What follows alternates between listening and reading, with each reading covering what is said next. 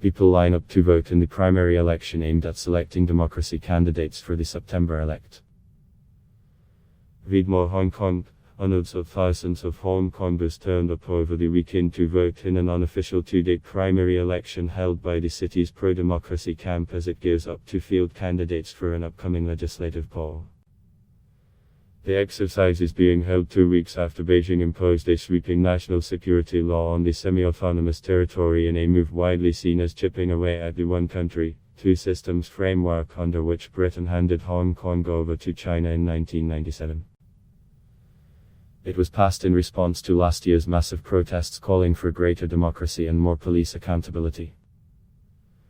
Throngs of people lined up at polling booths in the summer heat to cast their vote despite a warning by Hong Kong's Constitutional Affairs Minister, Eric Tsang, last week that the primaries could be in breach of the new national security law, because it outlaws interference and disruption of duties by the local government.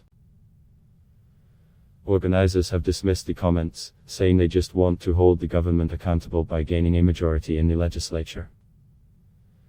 The legislation prohibits what Beijing views as secessionist, subversive or terrorist activities or as foreign intervention in Hong Kong affairs. Under the law, police now have sweeping powers to conduct searches without warrants and order internet service providers and platforms to remove messages deemed to be in violation of the legislation. On Friday, police raided the office of the Public Opinion Research Institute, a co-organizer of the primary elections. The computer system was suspected of being hacked, causing a data leak, police said in a statement, and an investigation is ongoing. Hong Kong's pro-democracy camp, which includes multiple parties, is attempting to join forces and use the primaries as a guide to field the best candidates in the official legislative election in September. Its goal is to win a majority in the legislature, which is typically skewed toward the pro-Beijing camp.